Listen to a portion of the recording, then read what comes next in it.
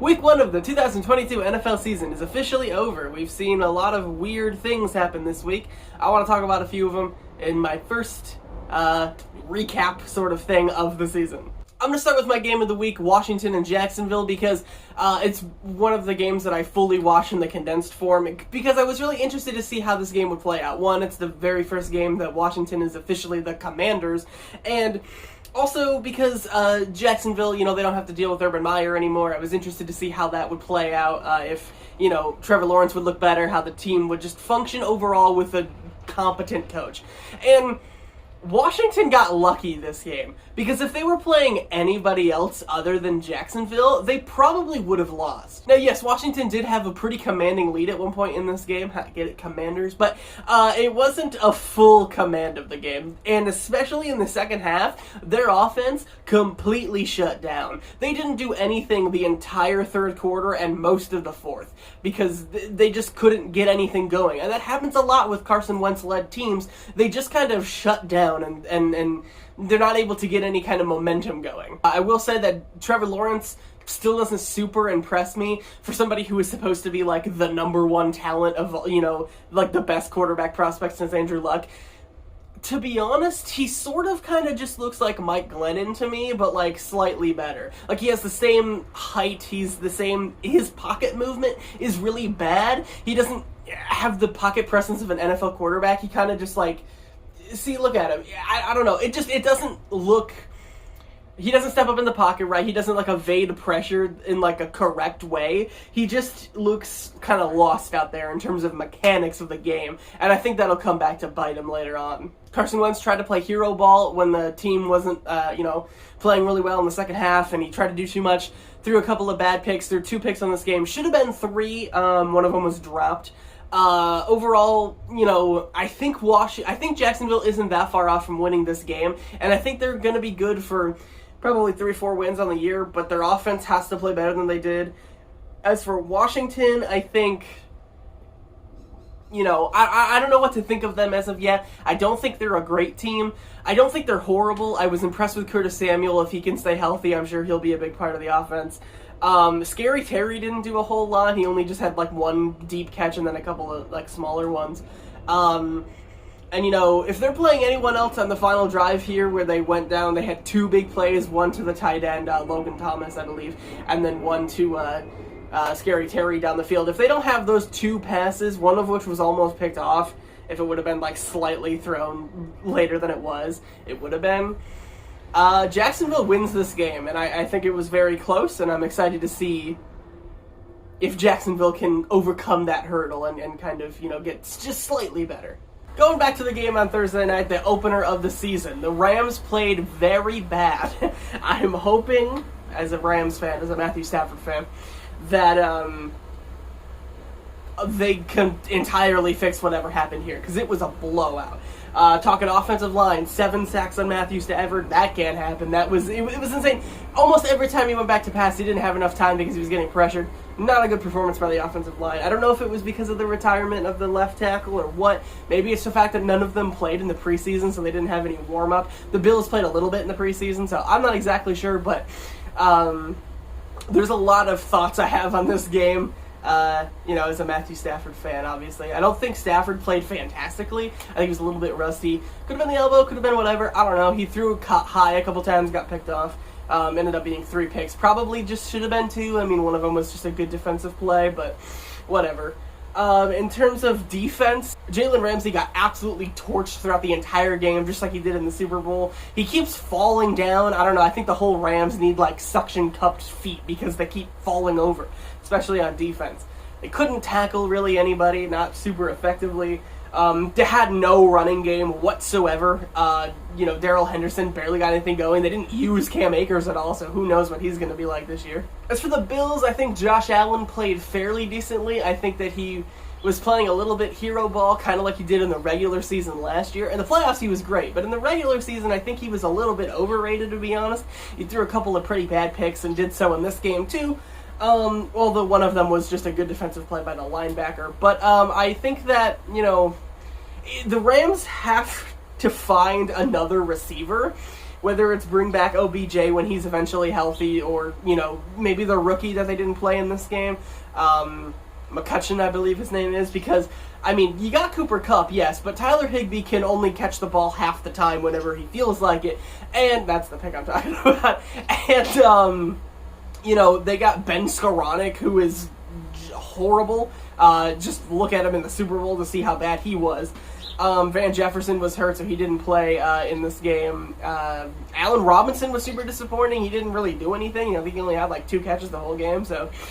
For the Rams, this is very concerning. For the Bills, I think it was a great game. I think that it really shows that, they're probably the team to beat in the AFC right now. From Stafford's new team to his old team here in the Lions. What did I think of this game? I think this game started out fantastic for Detroit. I think they had a fantastic opening drive. And then they became the Lions again. They were very inconsistent in this game. Jared Goff was horrid. He had very limited, good throws. A lot of them were very safe dump-offs that were completed to, the running backs and whatnot. He had a couple of really bad throws. I think he had a pick in this game that was pretty bad. I can't really remember 100% if it was in this game or just Jared Goff in general. But this game, the one thing I will say, I think Jalen Hurts started very slow, but I think he heated up as the game went along. I don't know if that is meaningful of anything, because it is the Lions they're playing against, and the Lions make every quarterback look like they're Joe Montana. So I don't know if Jalen Hurts is really that good, or if it was just, the fact that they're playing the Lions and their defense is still bad. But, for the Eagles, this was an impressive victory. They scored over 30 points, one of the few teams to do that this week. Lions, they did come back towards the end of the game, and everyone's like, oh, well, they played really good, they played hard, they never gave up, blah, blah, blah, whatever.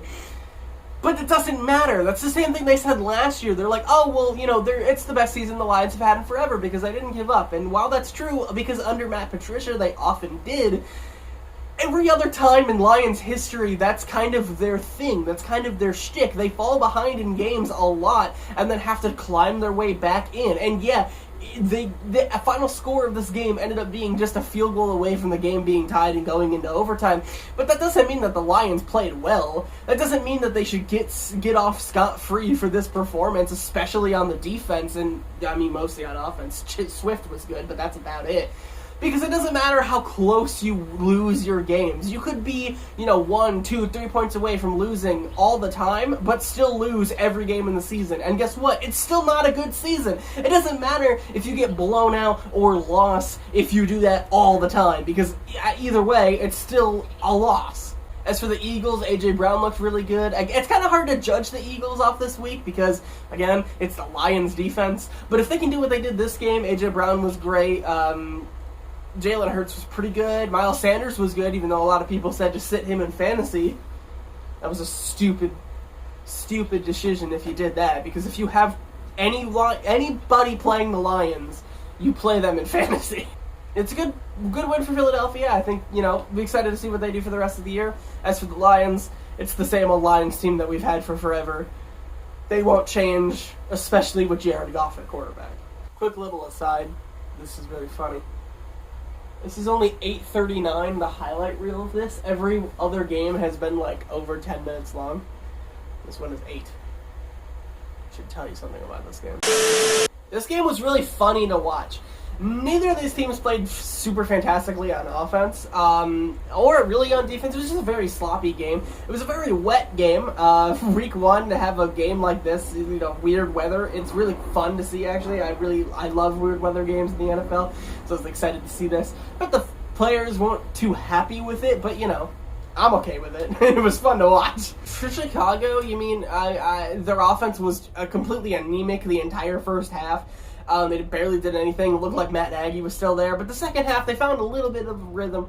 I don't think it was fantastic. If they can improve on that, but don't with the slow start, maybe they can win 5-6 games this year. I don't think they're going to be a playoff contender or anything. Justin Fields looked bad in the first half, but he had a couple of good throws in the second half. So overall, I think, it's kind of hard to judge the Bears in this matchup. The 49ers, however, I'm just going to laugh at the fact that you lost to the Bears, 1, and 2, the entire situation with Jimmy Garoppolo and Trey Lance. It's funny, because is Garoppolo a fantastic starting quarterback?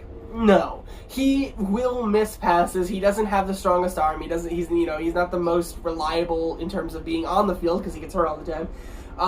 There's definitely flaws in Garoppolo's game. However, without Garoppolo, the 49ers record is abysmal. And with him, they've gone to 2 NFC championships and have a well above 500 record. I'm just saying, maybe you shouldn't have got rid of him. And I know he's still on the roster, but they've basically shoved him out of the building, and they just have Trey Lance as their starting quarterback. And Lance didn't look great to me. He looked fine. I think there's obviously some talent there. He's a fantastic athlete. He's a big guy. He has a big arm. I think he has all the tools in his tool belt to be a good quarterback. But I haven't seen it yet. I didn't see it last year. In the preseason, he was up and down, and in this game, he was pretty much all down. He had a couple ups. Deebo Samuel played well, but of course he's going to. It's Deebo Samuel. What I'm concerned with is the 49ers defense, honestly, because, they didn't give up a whole lot, but they did give up 19 to the Chicago Bears in a game that they should have been able to win, and the Bears offense, like I said, didn't look that good to begin with, so I'm a little concerned about that for them. And the fact that they only scored 10 points against the Bears, it's not like it's the Bears in 2016. It's not like it's the 1985 Bears. It's the 2022 Bears. You should be able to score more than 10 points. This game was frustrating if you're a Bengals fan, that's for sure. Joe Burrow threw 4 picks, fumbled once. That's 5 turnovers from one guy. And Evan McPherson missed a 29-yard field goal that would have won them the game. I don't know if I have to say anything more. Okay, I'll say a little bit more. I think the Steelers played well with an asterisk. I think their defense played amazing. I think their offense shut down. Because if they didn't get, points off of turnovers like they did a lot in this game, granted, but if they didn't have those turnovers, they did not go down the field for, the entire second half. It was very rough.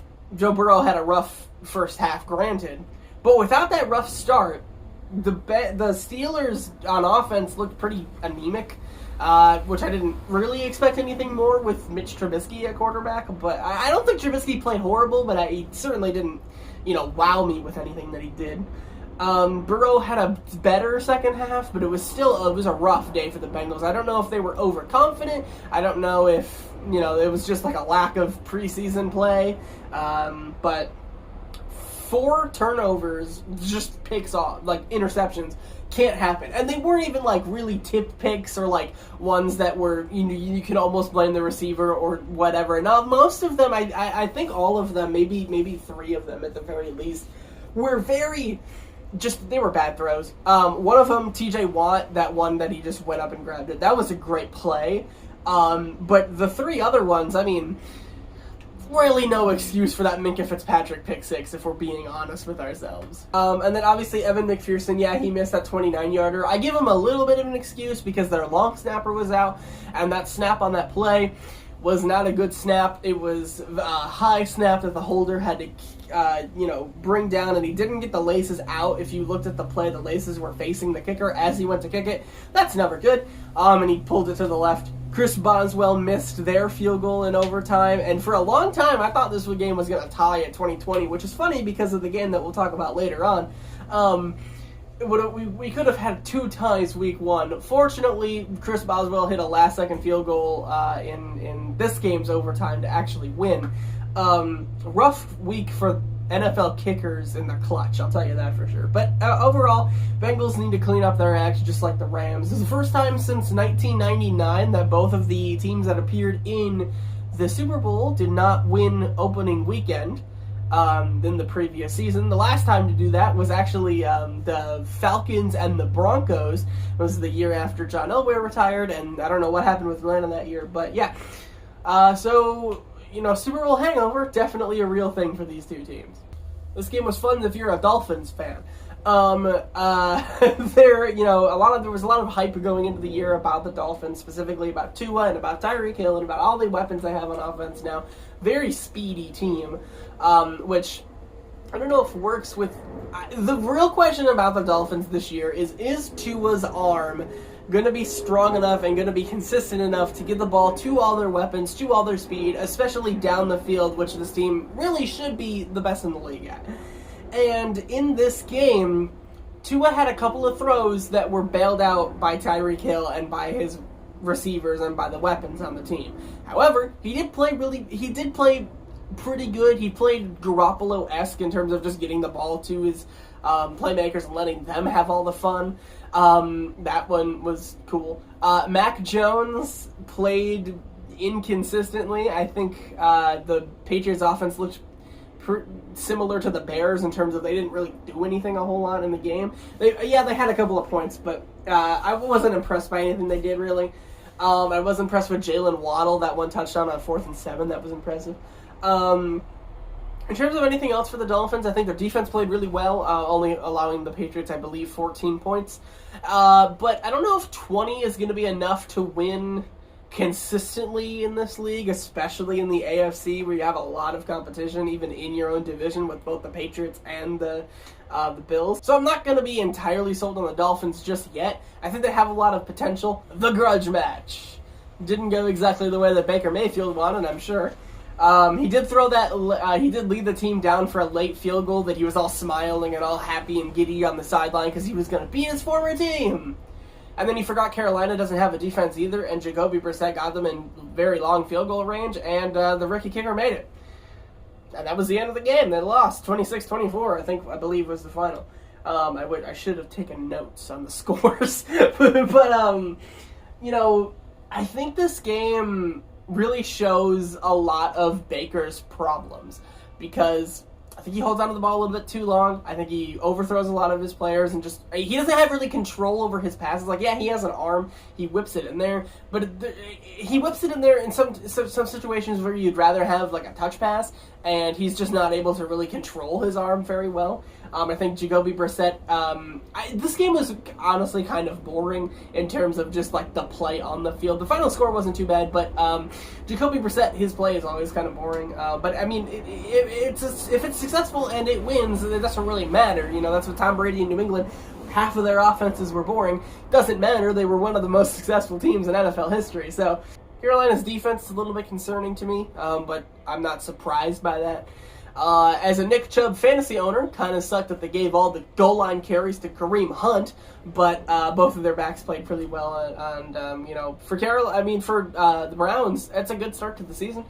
If they can keep this momentum into the future weeks, could be a good year. Maybe it won't be completely trash and not salvageable by the time Watson comes back. For the Panthers, it's going to be another long year, probably. It's going to be another 5-6 win year. I don't think Matt Rule is the answer at head coach. You probably should get rid of him, honestly. I don't think Baker's horrible, but I don't think he played well in this game. I don't think really any of the Panthers played outstanding in this game. I think Robbie Anderson was okay, but that's about it. Christian McCaffrey barely did anything. He had one good highlight, which was actually a botched snap to Baker Mayfield in the shotgun, where it just was on the ground and they both tried to pick it up, and McCaffrey just grabbed it with one hand and then took off down the field for I think his longest gain of the day. But yeah, pretty bad for the Panthers. They don't even have the right color on their freaking midfield logo in this game because it was too wet to use the blue that they had. So yeah, screw you, Browns. The big difference in this game was turnovers. Is Houston a more talented team than the Colts? No. Are they, better at any one position than the Colts? Probably not. The one thing that this game did have, the Colts made a lot of mistakes, especially on the goal line. They weren't able to consistently get down the field, and when they did, they weren't able to punch it in. Houston, on the other hand, played very mistake-free. They didn't play great, but they didn't play horrible either. And that's the difference between these two. Is that enough to make up a win? Apparently, in today's league, it's not. Nobody in the AFC South won a game, despite the fact that two of them played against each other. This game ended in a tie, 2020, which was, by the way, this overtime was happening at the exact same time the Pittsburgh-Cincinnati game went into overtime, and both of them were scores 2020, and that was just kind of funny to me. That year is still haunting us. In terms of any notes on this game, I think Houston played ball control ball that they were supposed to, and the defense was actually better than I thought it was going to be. Indy, I think Matt Ryan didn't play as well as I thought. They didn't have the deep down the field opportunities, really. Jonathan Taylor played fine, but again, the goal line and the not being able to score thing is kind of a problem. And Blankenship, you're supposed to be one of the best young kickers in the league. Why do you miss a game-winning field goal that wasn't even super long? It was a 45 or 46-yarder. Probably should have been able to make it, my guy. I think Urinating Tree was right about your team. Just delete your franchise, Atlanta, because you guys are totally incompetent and useless at almost everything. You had a 26-10 lead in the fourth quarter against the New Orleans Saints, who had been doing nothing on offense the entire day. Jameis Winston only had 54 or 56 yards or whatever the heck it was going into the fourth quarter. He wasn't playing great. Nobody on New Orleans was. You were up. You were actually moving the ball, and I was quite surprised every time it came on in the red zone. Oh, hey, look, Atlanta's scoring again. You still can't hold on to a lead. You still choke, and it doesn't matter if you get rid of Dan Quinn. It doesn't matter if you get rid of Matt Ryan. No matter what you do to get rid of the 28-3, it will always be with your team. You guys suck. You will always suck because you cannot hold on to a lead to save your life. New Orleans did not play particularly fantastically, but they kicked it out in the fourth quarter. If they can play like they did in the fourth quarter throughout an entire game or most of a game, they'll be perfectly fine this season. I think Jameis Winston was really good in the fourth quarter, not so great the rest of the game. They can't run super effectively, but I mean, it's Atlanta. They didn't really need to. Michael Thomas played well. I think he had 2 touchdown passes. If he can, or catches, if he can get back to his form that he did in 2018, 2019, whenever he had a good year, they'll be perfectly fine. They could be a playoff team. Atlanta, you guys suck. Just give up. I'm going to do everyone a favor and not talk about this game very long. Lamar played well. He threw the ball surprisingly well. If they can keep that up throughout the year, they'll be real dangerous. Jets are the Jets. They suck. Flacco threw 300 yards somehow, but they only scored 10 points.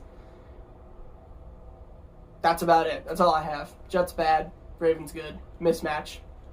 Win. As someone who grew up in Michigan, hence a Lions fan, I absolutely hate the Packers and love to see them lose, so I would wish I could celebrate this and kind of laugh at them, but I can't really because it's week 1. They did this last year, week 1, and they were perfectly fine. The offense looked totally out of sync. The offensive line was bad. The receivers dropped a lot of passes. Rodgers looked a little bit off, but I think part of that was dropping passes. He held onto the ball too long. I don't know if the receivers weren't getting open or what the deal was, but he held onto the ball a little too long a couple different times. Maybe he's used to having a good offensive line, but this year didn't really look like it. They couldn't cover Justin Jefferson to save their life. He had a great game, and as someone who has him in fantasy, I thank you for that. Vikings, I think this game was a little bit closer than it honestly should have been in terms of final score. You guys absolutely dominated the entire game, yet you were only able to put up, I think, 20 or just over. I think it should have been a 2-3 score lead, and honestly, if the Packers would have scored on one of their final drives in the fourth quarter and got the ball back, it could have been a game. They're just lucky it wasn't. So I think Minnesota needs to work on finishing out a game, but I think they played fine. I like their defense. I like the weapons they have on offense. If they can just stay healthy and stay consistent, and they, don't have to deal with Mike Zimmer anymore, I think they should be fine this season. In terms of Green Bay, if you guys can't figure out what's going on offense, your defense, it's okay, but it's not good enough to carry you anywhere. Better hope that you figure that out quickly. Aaron Rodgers maybe should have just retired, and I'm happy that Devontae Adams had more receiving yards in Oakland than the entire offensive receiver list for the Packers in this game. Kind of funny. Go Vikings. Screw the Packers. I regret filming this outside, as I've been out here a while, and it's pretty warm. Speaking of regret, bet the Titans regret this game ever happened. I bet they regret that they kept Ryan Tannehill as their starting quarterback, because he will take you nowhere. You lost to the New York Giants. I can't believe that. Not only did you lose to the Giants, yes, they have a new coach. They still have Daniel Jones. You lost to Daniel Jones. That's a whole new low if you're the Titans. Although, to be fair, I guess they did lose to the Jets last year, so I don't know, maybe this game doesn't mean anything.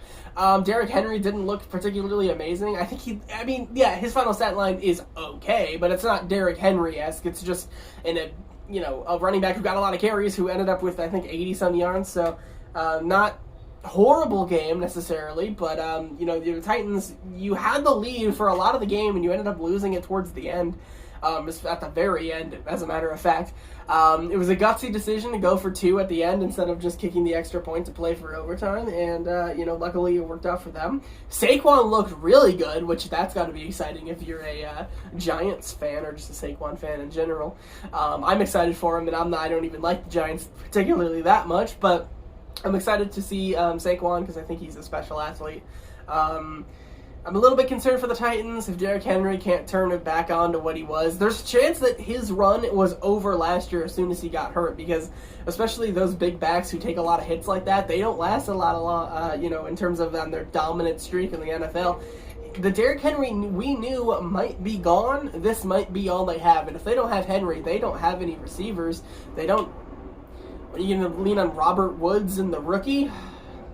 It's going to be a long year in Tennessee. That's my bet. That's my bet. Chargers, Raiders.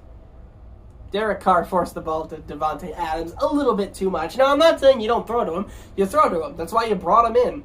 However, you don't throw to him when both Hunter Renfrow and Darren Waller are slightly more open on a play just because you have a connection with them. Yeah, you threw to him 17 times, and yeah, he had a good game.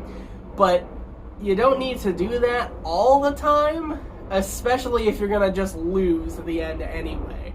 That caused a lot of interceptions. He was a little too aggressive because he was trying to force it in spots that honestly it shouldn't have been. He wasn't reading the defense. He was just kind of forcing it in.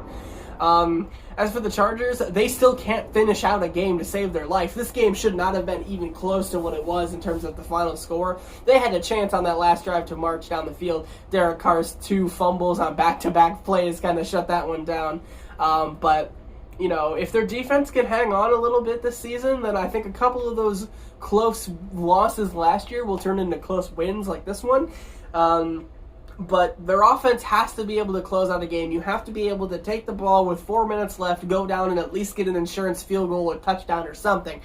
Or at least milk the clock a little bit and not just completely shut down like they did in this one. Should have been more of a kind of showing for the Chargers than it was, but it was still a good game nonetheless, and I think their defense played better than they did last year, especially their pass rush.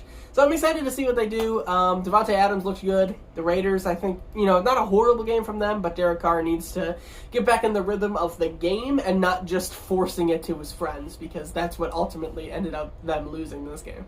You might be thinking, hey, you skipped a late afternoon game. You skipped the Chiefs Cardinals game. No, I didn't skip it. I'm choosing not to talk about it because I'm sick of the Chiefs, and it was a boring game to sit through.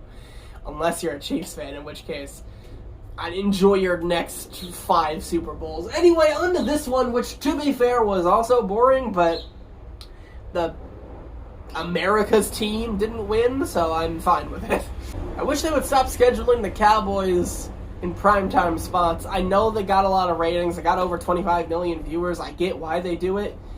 But the Cowboys are so boring. They never, ever have an interesting game in primetime. Ever. It's always boring. And honestly, so is Tom Brady's offense 99% of the time, which it was again here. Only 19 points in this game, but it was able to win against the Cowboys, who looked very anemic. Even when Dak Prescott was in the game, they weren't able to move the ball a whole lot. Elliott still didn't, he wasn't... Elliott's cooked at this point. I don't think he's ever going to return to his good form that he had. Or his great form anyway. They should probably just stick with Pollard, if I'm being honest. I think they missed Gallup in this game because they really only had CeeDee Lamb and then a bunch of random people after that, and I think that honestly hurt the Cowboys a lot in this one. Their defense, I don't think played horribly. They got to Brady enough to where that should have been a closer game than it was, but the offense couldn't capitalize. As for the Bucs, I think Brady played fine. He's probably on PEDs. I don't know how he's throwing the ball harder now than he did 3 years ago. That doesn't make any sense. The man's 45 years old, for crying out loud. Gronk's gone. I think that hurt the offense a lot, especially in situations where, they need to pick up this first down. Who are you going to look to? Not Gronk anymore. Mike Evans played well. He was able to pretty much do whatever he wanted. I think they hurt without having Chris Godwin in the game for much of it because he was hurt. Chris Collinsworth was sick. I don't know if you listened to the game, but he was definitely sick. They said he just lost his voice. Watch him not be able to do it next week. That's pretty much all I have on this game. Pretty boring. Dak got hurt, and he's probably going to be out for about a month. That's probably a crushing blow for the Cowboys in terms of their future plans. But as of right now, this game is pretty boring. A lot of field goals. One missed field goal from Ryan Suckup. Buccaneers they got on the field consistently, but they weren't able to score consistently. They got to fix that. Cowboys, they got to do anything on offense, and they'll probably win this game. This game was also funny to watch, but for entirely different reasons. Another revenge game. And another win from the column of the team that an individual player was looking to get revenge on. Baker didn't get his revenge against the Browns. And Russell Wilson not able to get revenge against his Seahawks, who for some reason decided to wear neon green, so that this was one of the worst uniform matchups the entire weekend, but we're not going to talk about that. Instead, we're going to talk about the fact that this entire game was like one play that nobody could stop. And you just kind of saw it right there. It was just a fake to the running back, roll out to the right or left, and dump it off to the fullback or tight end in that similar spot. Just like that. The entire game was like that for both sides, and neither team could stop it. It doesn't seem like it should be that hard of a play to stop, for crying out loud. So yeah, kind of boring offensively. Neither of these teams really got going. Geno Smith played very well in the first half. They kind of shut down in the second half, but I mean, it is the Seahawks, it is Geno Smith. I'm not expecting them to do fantastically this season, but they did enough to win this one. Russell Wilson really struggled in this game. I don't know necessarily why. His deep ball that everyone always says he's amazing at throwing was very off the entire game. He only had one that was completed. Granted, it was a touchdown, but it was an underthrow that Jerry Jeudy barely caught and then had to make one man, shoved off of him and then make one man miss on his way to a touchdown, which the safety, by the way, was playing it was a backup safety at that particular spot because Jamal Adams got hurt earlier on in the game, and that backup safety took the worst angle to tackle humanly possible. It looked like a Madden player out there because he was just brain dead. If you're the Broncos, you're absolutely embarrassed about this game. Their defense didn't even play that good, and it's supposed to be a good defense, and you're playing the Seahawks, who's starting Geno Smith, and you still can't do enough to win. And on offense, it's exactly what Russell Wilson was doing in Seattle, honestly. The thing with him is he's always started the year off really well, and the whole, let Russ cook thing. But then as soon as they did that, as soon as they started to just, abandon their game plan and just kind of throw the ball around, they would lose. Because Russell Wilson thinks he can make any throw in the game, and he can't. And yes, his offensive line didn't play spectacularly in this game, and they didn't get the ball open to receivers a lot. I don't know if it's because the receivers weren't getting separation or if they were just targeting the tight ends for whatever reason. But Wilson did not play well in this game, and honestly, they deserved to lose. Especially with whatever the heck Nathaniel Hackett decided to do at the end of the game. Why do you attempt a 64 or 65-yard field goal at 4th and 5 at a time where you win the game when you have Russell Wilson, who you just traded a lot to go get? You traded for a quarterback so that on a 4th and 5, you don't feel like you have to kick a 64-yarder, and you can trust your quarterback to throw underneath or run or something and get that first down, which was only 5 yards away, call a timeout, and then kick a field goal where it's only 53 or 54 yards, in which you have a much higher success, or a much higher probability of kicking, especially when you have a kicker like Brandon McManus, who, granted, is not a bad kicker, but 9.999 times out of 10, you don't make a 64-yarder to win the game unless you're Justin Tucker and you hit it off the crossbar, and you're playing against the Lions.